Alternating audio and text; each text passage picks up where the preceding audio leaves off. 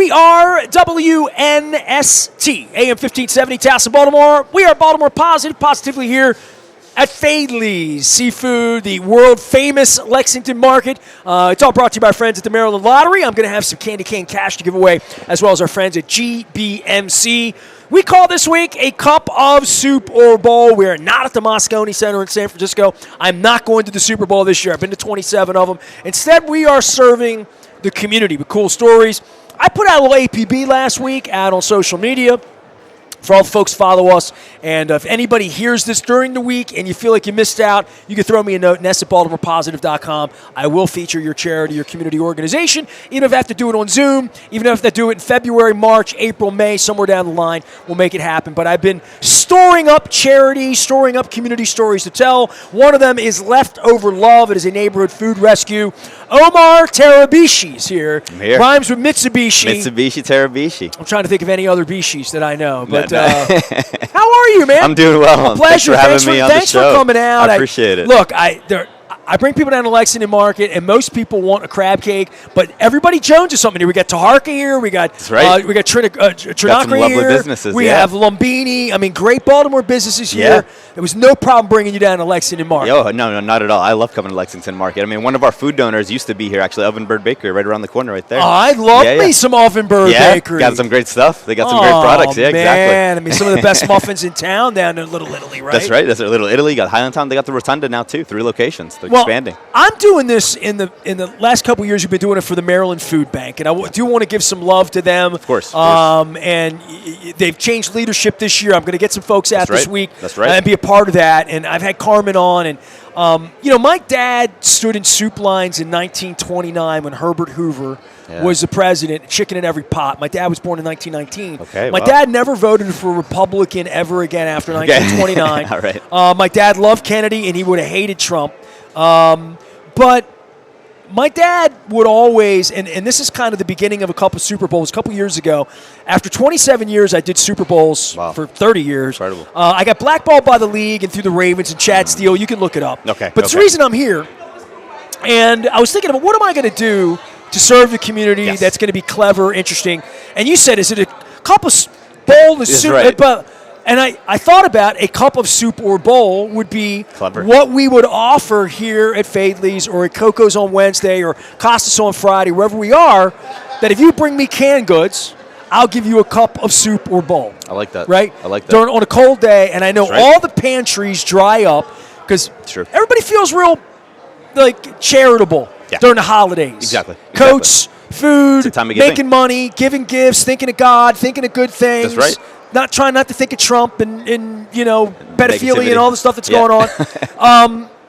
But I didn't realize early February that's when things dry up because when it's a foot of snow, nobody's giving anything because they can't even get out of their house, right? So when I went to do this, all these pieces came together, and this will come to you in feeding people because my dad, we grew up. I don't want to say we grew up poor because I've never had a night in my life where I didn't have food. So I was never poor. But we grew up with limited means in Dundalk. My dad was a steel worker. We always had food on the table. Okay. But my dad grew up poor in Scranton, Pennsylvania with no money, no food, in government lines to be fed with bread and soup in the 1920s and early 30s, right? Freezing his ass off in Scranton. Exactly. Right? Herbert Hoover. And my dad, when we would walk through the mall as a little boy, I would say, Daddy, I want that. Daddy, I want that. Pop, I want give me that, Pop. And my dad would say, look, you got $1 in your pocket. He would touch my belly. He would touch my belly. He said, put something in your belly. That's right. But they got $1, put something in your belly. Put something in your belly. Because that's the way my dad thought, because my dad starved when he was a kid. Right? Yeah. And I think it's a psychological, it busts me. I promise I'm not going to cry 13 times this week. But my dad is the reason I think I do this, and having people on here that are trying to feed people, that's rule one. We need to, education, healthcare, heating, air conditioning, shelter, all of that. Sustenance and feeding people. Basic necessity. It is a basic necessity that most of my audience listening on the internet, playing with their phones, planning their next vacation like me.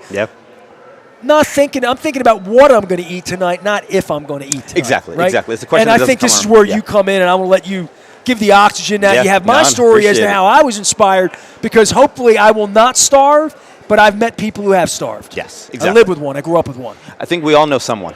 think we all know someone, whether it's a community member, it's a friend, it's a family member. There's been tough times. We understand that. I mean, you talk about your father in 1919. My father was born in Syria. You look at Syria right now, that's a rough spot. Aleppo, Syria. He immigrated and went to Egypt after that at the age of 1, and eventually was lucky enough to actually get the lottery and come over to the U.S. on a visa. And so, what year did your family arrive then? So my father came to the U.S. My family came to the U.S. in the 70s. Okay. And eventually went back, married my mom in Egypt. Son of an immigrant. My people from Venezuela. Exactly. So yeah. Okay. Yeah. And we think about the people that are. If ICE comes, they're going to get me first, but that's okay. I'll be second. Right. You look a little Ecuadorian. Yeah. Okay. I'll take that. Okay. Yeah. See. Poquito español. Yeah. But we think about exactly those community members that don't have enough, right? And so my wife and I, we started this organization 2 years ago, Leftover Love, because there's a lot of leftover great products here in the city. We're talking about Oven Bird Bakery. We're talking about THB Bagels and Deli. We're talking about not even just baked goods, but also cafes and restaurants. They have a lot of surplus, excess food. What happens at the end of the day?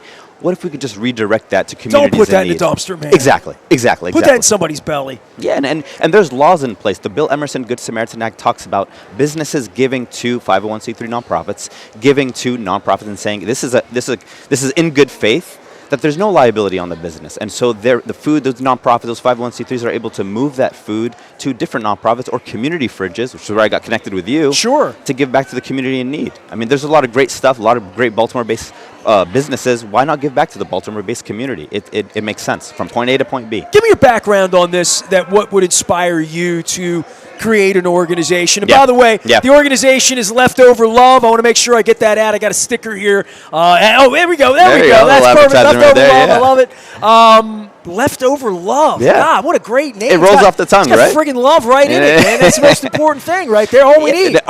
Our whole thing is, I think we all have a little bit of leftover love to give, whether it's a donation to the organization, whether it's, you have some time and some energy to actually pick up and drop off food, to volunteer with us, or maybe you connect us.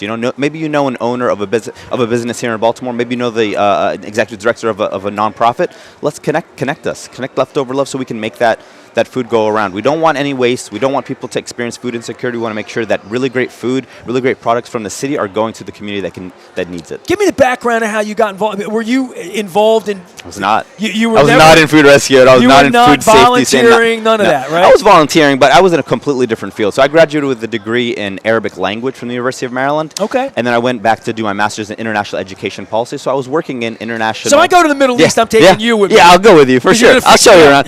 I've been to 50+ countles. A lot of it is the Middle East. Yeah, I can take you around for sure. I can translate for you. Language, that's good. Yes, exactly. For you, helps you get around, right? I've never ridden a camel. Let's go to Egypt. Come on down. We might even be going this summer. Go to the pyramids, man. Yeah. I got to get my wife just got a new passport, literally in the mail Saturday. Okay, She put in for it, all and right. they said it would be 6 to 8 weeks, and she's thinking, well, Trump's running the government, and the passport came. I'm like, oh wow, President Trump, you're doing such a great job. My wife got her passport expedited. That's pretty quick. She got her passport back, so she's ready to go. But I was ready to go to South America in March, but being Venezuelan and America and what this clown has done to our country around the world. I'm going to chill for a little bit. For me. Yeah. That's how I feel. Bit of a laughing stock. I mean, we were just abroad, my wife and I, over the summer, and looking at the news, looking at what's happening here. But the laughter's going to become anger. Exactly.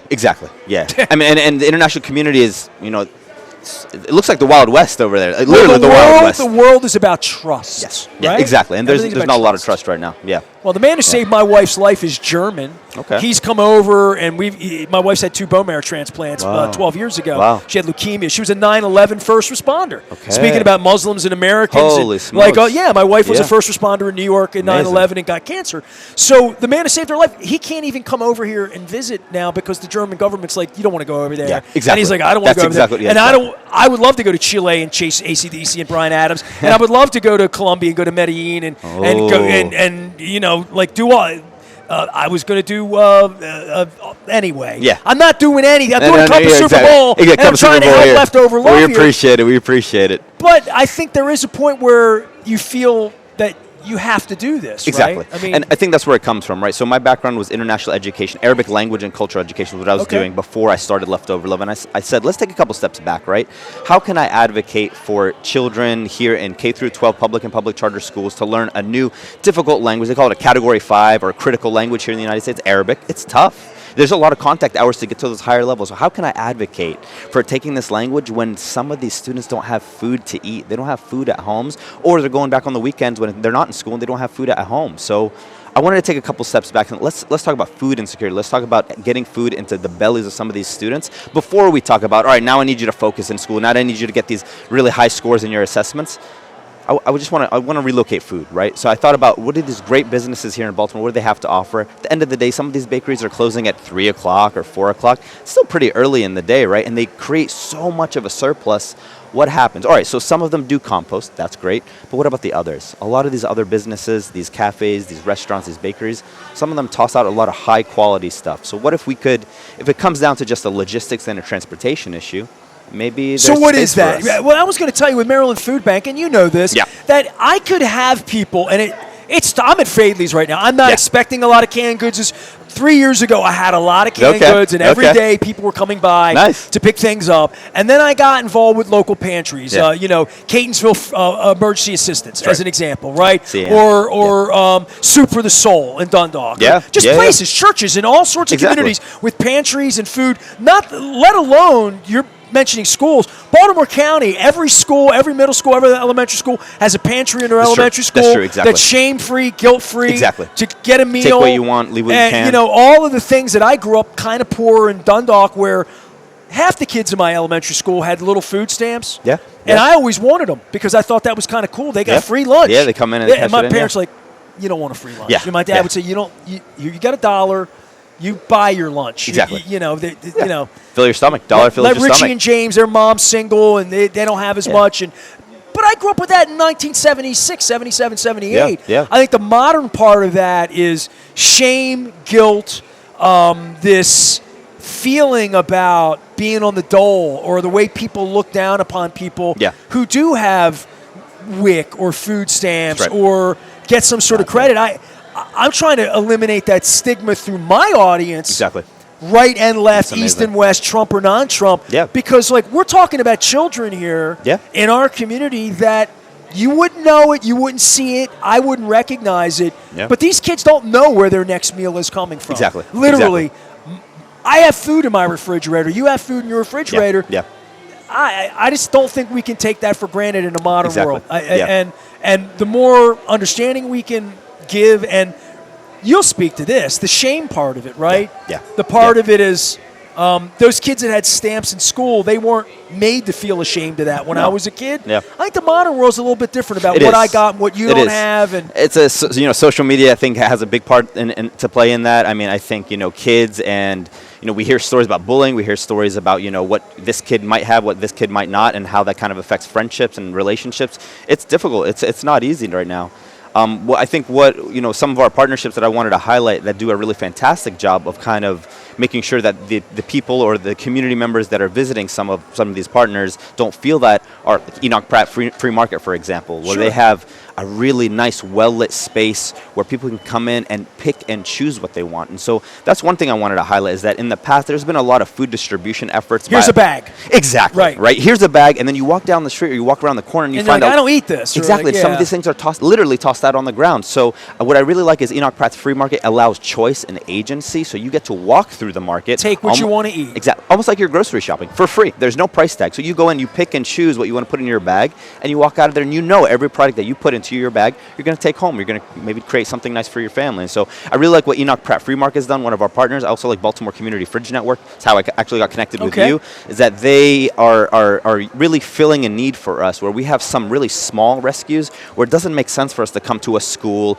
or a nonprofit with just a small bag, but we're able to stock some of these community fridges so neighbors, as they come and go down the sidewalk, can open the fridge, take what they want, close the fridge, and get out. That's it. This is what I learned, that if I dragged a bunch of people down here to Lexington Market on a day when there's a foot of snow, and they brought a bunch of canned goods in here, then the Maryland Food Bank would have to bring a truck over to take it to a warehouse where it may or may not get distributed within a day or a week or 3 days, and then it's going to make its way to Glen Burnie or Dundalk, or maybe back down here across the street behind Park's Chicken. We don't know. So the idea would be, keep it local. Keep it, if Ovenbird's giving you food in Little Italy, you're not trying to ship it to Cumberland. No. You're trying to give it away in Canton. right? Or exactly. Cherry Hill, or in Northeast Baltimore, right? And it goes hand in hand with one of our values, right? We want to be efficient, and in food rescue and food safety standards, there's a certain time limit to deliver that food, pick up and drop off, right? And we have no interest in ever having a brick and mortar or a storage or a warehouse. That we are truly picking up food fresh. You really are a transporter. Exactly. We are a transportation and logistics taking it from the back of a nonprofit. kitchen in a restaurant. Yeah, we're picking up in bags. Someplace where somebody can pick it up there. Can consume it either there or the day of, or maybe refrigerate for a day or two. Sure, exactly. But those are the partners that we work with, right? So it's nice that we have volunteers that are going to Ovenbird Bakery. They're picking up that food, and they're going right around little location. For example, right around the corner is Helping Up Mission. All right, Helping Up Mission is large standing nonprofit that helps those that are struggling with addiction. That's where I took all my stuff 6 months ago. Exactly, right. So they get men off the street down there. Yeah, men, and across the street, the women and the children, right? So they have fresh bread now. They have bagels. They have pastries. They have almond croissants, chocolate. If anybody's been to Helping Up Mission, you see the work they're. I mean, that's the real deal down there. That's the real deal. Yeah, and they've been lucky enough, and they've been kind enough to give us tours of the. We've been taking volunteers to see what Helping Up Mission is about. Promoting his charity and everybody else's charity. No, for sure. I mean, it's our partners. It's the partnerships, right? This is the success that we've been able to get over the last 2 years is because of the partnerships with Enoch Pratt, Ovenbird, Baltimore Community Fridge Network, Helping Up, and the many other partners that we have. Give me the many. Tell me, plug away. By the way, Leftover Love is here. Omar Tarabishi's here. We're at Faidley's. It's all brought to you by the Maryland Lottery and our friends at GBMC. It is a cup of soup or bowl. And if you're just tuning in, you want to know what it's about. It's about the community. It's about let's feed some people. It's cold as hell outside. Let's take care of some people. I mean, speaking of last week was tough with the snow, with the ice. A lot of our volunteers called out. Transportation was difficult. Some of our volunteers couldn't get their cars out. So then even food donors too. There was a lot of closures. A lot of businesses were closed. And so, okay, how are we going to get a volunteer to this place? All right, this place is closed. And what does that mean for the food recipient organization? Some of those partners that I mentioned, they might be waiting on food. They might be waiting on a delivery that's not coming through because of the weather. So it's been a difficult week this past week for sure, but I like that we've been able to restructure and kind of move a couple things around. My wife and I were able to step in. Some of our friends and neighbors were able to step in. That were able to get their cars out to go make some of those rescues. So you asked me to plug away on some other partners. Please. I need to give a shout out to Charm City Care Connection, the CCCC. That's up 1214 North Wolf Street. They've been doing some really fantastic work. Let's get these people on next year or through the year, or if they're doing a big fundraiser. That's the idea for me is you're dropping all these names and Helping Up Mission. I've been doing work for them for a decade and a half. They're fantastic. We collected hundreds of coats for men 15 years ago, took it down there. I took the stuff in my closet down to them Love that spot. 6 months ago. Fantastic work. Double parked out there. Now, I did go around a corner there and picked up some French pastries. No, go get right there. But I think these smaller groups that you're mentioning, this is exactly at the heart of. Everybody knows the Maryland Food Bank, but they don't know how many arteries there are out there. Exactly. And the people at the Maryland Food Bank would be the first ones to say that you're as needed as they are. Yeah, for sure. I think there's always room for something else, right? So Maryland Food Bank is such a large organization. They do such fantastic work, but there's some cracks to fill, right? And so smaller organizations like ours, some small, grassroots organizations, smaller nonprofits that can really fill and speak to the mom and pop shops or the small bakeries that are on these corners here in Baltimore. That's what we can help with, right? Where Maryland Food Bank might tackle the large grocery stores, the Walmarts, the Paneras, the Whole Foods of the world for sure. But I think there's still room and there's still conversations to be had with the small mom and pop shops that are opening and say, hey, I know I shop here and I get my coffee here. I know that you probably have some excess food at the end of the day. What do you guys do with it? It's an easy conversation to have with the owner where you don't have to jump through the corporate bureaucracy of going to a Panera or going to a Starbucks where you might not get any headway. Well, and part of that for all of those businesses, and at least the enlightenment of my audience, if you're driving around the Beltway and you're listening, or if you're out on the web, I appreciate all of you for tuning in this week. But the awareness that every Faidley's is going to have a crab cake that might be going out of date or a piece of fish or whatever it is, that every one of these businesses in the past and maybe in the 70s and 80s, if you worked backstage at a Geno's back in the day or a McDonald's, you saw them throw a lot of food out. You see it. Exactly. I mean, if you worked in the industry, just if you waited tables, you see somebody eats half a cheeseburger and half it goes into the... You're from another part of the world. Your family came here. In Venezuela, we're trying to get food to families there. We talk about our country going in there and bombing them and taking their government away stupidly. But yeah. people are starving all over the world. And exactly. my parents always would say that, there's kids starving in Africa. And there were. How lucky you are. But there are kids starving in West Baltimore. Exactly. And East Baltimore. Exactly. You don't have to go to another continent. You don't have to go to another country, but it's here in the city. And you see that in Baltimore. But part of that, and I think in our house, in growing up in America in the 70s and having parents and having a dad who starved, is that they would say, literally, there are kids starving in Africa. Eat that tuna fish. I know you don't want it. Eat those peas. I know you don't want whatever it is. Right? Finish your meal. Eat everything on your plate. Right. That's such an old school thing. Exactly. It's an old saying. But the idea would be there are people starving other places, so be grateful for what you have. Yeah. And then I go and get a job somewhere, fast food, and they're throwing food out of the back door. Exactly. Yeah. I hope we're doing less of that as a culture than we used to do. Yeah, right? I think cities, I think some movements. There's food rescue is now becoming a little bit more prominent. The Food Recovery Network, for example, that started at University of Maryland, has now made its way really nationwide. It's in a lot of universities, a lot of colleges in the U.S., but the U.S. still leads the world in terms of food waste. 40% of food created in this country is wasted. Don't say that. 40%. Look it up. 40%. And it's crazy. It's really not to mention things harvested, not getting harvested in fields. Yeah, and there's they're putting people to look like me in concentration camps, but there's some really fantastic organizations that tackle the farms and the grocery stores. I want to give a shout out to Imperfect Foods or Misfits Markets, all that that misshapen produce that may not do so well at grocery stores. Well, you can still purchase it, and they sell it at a reduced cost. See, my wife buys right? the bump and dent things and throws them in soup. My wife as well, exactly. Yeah, we're big fans of Imperfect Foods, right? But when you think about so that Maryland Food Bank handles some bigger fish. What about the smaller mom and pop shops? What about the new bakery that opened in Highlandtown? Good Boy Bagels is a great example. Good Boy Bagels opened up on Conklin maybe 1.5-2 years ago. That's right by Enoch. That's right by Frank Zappa. It's on Conklin Street, right? So we walk over and we say, hey, you guys just opened. We're Food Rescue. We're here in the community. Like my wife and I live in Highlandtown. Could we rescue your leftover bagels? Sure. And that's it. We have a partnership with Good Boy Bagels. And so that leftover bagel, it goes across the street to Enoch Pratt Library. It goes literally 2 blocks down, and people are able to come in and get some day of bagels. I'm sorry I'm being such a political prick today. No. Keep ICE out of Highlandtown. Stay away from my people. Exactly. Creeps. Yeah. I grew up in Highlandtown, right? So I grew up in Dundalk. Look at that. Yeah. Every close, Friday night, my parents and I would go to Greektown, what was Alona's, and it was Italian. Yeah. And we would get pizza. And then Saturday, I took all my guitar lessons at Jaeger's Music. Oh, look at that. Hausner's. Look at that. Yeah, right. Highland Avenue. There's the whole deal. Yeah. I walked up and down Eastern Avenue, Epstein Shock. It's just all my life. I mean, all of my shopping. Every pair of Husky jeans I ever had came from Epstein's back in 1978. And so it is amazing that Syrian immigrants, but when I go to Highlandtown now, all I see are people that speak Spanish. That's true. And Big Latin I was the only Hispanic kid to ever walk in Highlandtown in 1981. Okay. There were nothing Spanish. He started it. That was it. Yeah. I mean, yeah.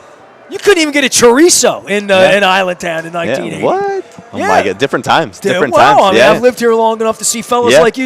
Omar Tarabishi is here of Syria through Egypt of America. That's right. And here, I got to get. What is a misconception about Syria that I should know or people should know? Because I've met some Syrian people, and about a decade ago, I had a friend who's Syrian who worked in a restaurant that I knew her and her family, and they came.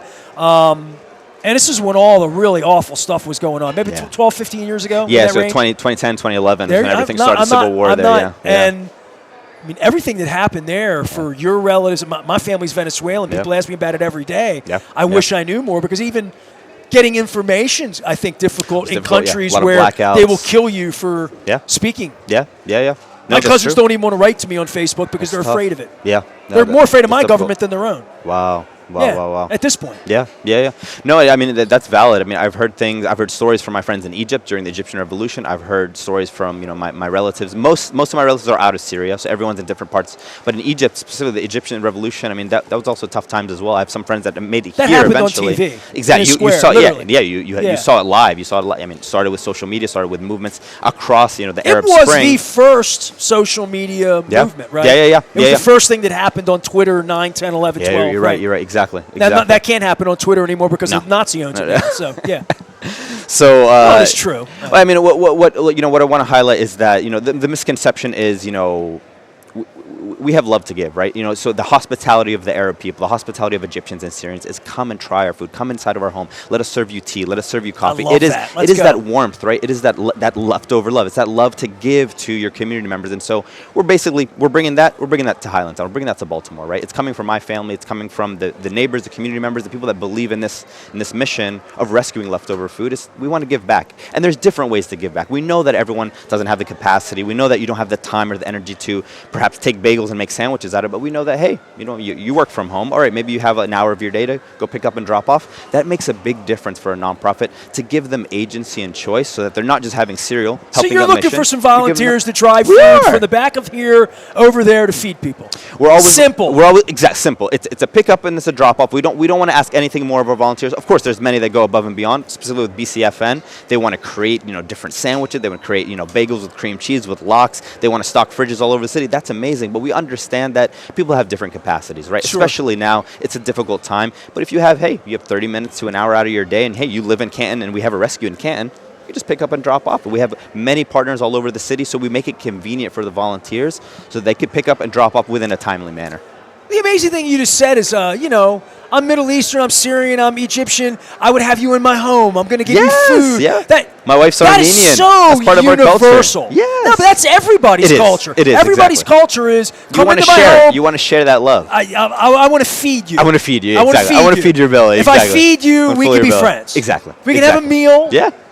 Break bread. Break bread. We're breaking bread. Right? Yeah. There you go. All right, I'm breaking bread. Breaking Omar Tarabishi's here. The group is called Leftover Love. I love the name of it. Tell everybody how to find you. Leftover Love, was it inc.com? Yes, that's right. Yeah, leftoverloveinc.org. .org. My bad. And you can find us on Instagram at leftoverloveinc. That's our handle. We're also on LinkedIn. Always looking for donations. We're a 501c3 nonprofit. We're always looking for volunteers. If you have some time, some energy, come rescue some food with us. But also if you have some connections, if you know a business owner, a Baltimore food-based business owner here in the city or in the surrounding area, or a nonprofit organization that could use some of our donations, get in touch. Thanks, man. I appreciate it, man. guys. I'm making new friends. What I love about a cup of Super Bowl. Yeah, I just put one social media thing out last week. I'm sure you mean a lot of people. And all of a Everyone's sudden, people are just like coming out. Yeah. So if you want your community or charity organization featured, like our friends at LTC, but I didn't hold up. So I have a love drive. They're having a love drive at LTYC. That's meant to be. Leftover love. What's the theme today? It's not hatred. That's love. It's not hatred. Love. It's the opposite of hatred. Definitely love. All right, I like that. So help our friends out. It's all brought to you by friends at the Maryland Lottery. I have scratch-offs here somewhere, but they're in my bag. Hold on here. I'm going to do it right now. I got to give you one, man. Oh, all right. You're down here. I can walk off my set. Candy Cane Cash brought to you by the Maryland Lottery, our friends at GBMC. Thanks. There you go. One for you. I appreciate it. That's like Oprah. You get it for you. Get it. Everyone gets a lottery card. Everyone gets a lottery card. Our friends at GBMC also putting us out on the road. We have a new sponsor in Ferner and Dermer. My gosh, I'm trying. I'm getting that through. They're coming to take care of my HVAC on Wednesday. They're sponsoring all of our sports report. They are the comfort guys. I'll be talking more about that. We're here at Faidley's at Lexington Market. On Tuesday, we're going to be at El Guapo over in Catonsville. Wednesday, we're at Coco's. Thursday, we moved the show back to Essex in the homeland. I'm going to be down at Pizza John's eating French fries and gravy. Right. And then on they break their own bread down there. I'll tell you that right now. That. Friday, we're going to be out at Costas and Timonium as well, eating some, probably going to have some crab imperial because I want to feel like royalty during a couple Super Bowl week. We're creating awareness for the Maryland Food Bank. I'm not getting as many donations, but as people do bring canned goods my way, and they will later in the week, they're all going to wind up in the back of my trunk like last week. We wound up dropping them off at a church in Hamilton last year in the basement because their leader came all the way out to Timonium, and I didn't have anything to give, so I gave it all to him. Nice, yeah. So that's what I'm trying to do. So anybody gives me anything, it's probably going to wind up at Super the Soul in Dundalk here this week for my friends over there. So stay with us. We're doing Baltimore Positive. I'm Nestor. We are WNST AM 1570, Towson, Baltimore. It is a cup of soup or bowl from Faidley's. We're at Lexington Market. Stay with us. We're telling some good stories and meeting some cool people.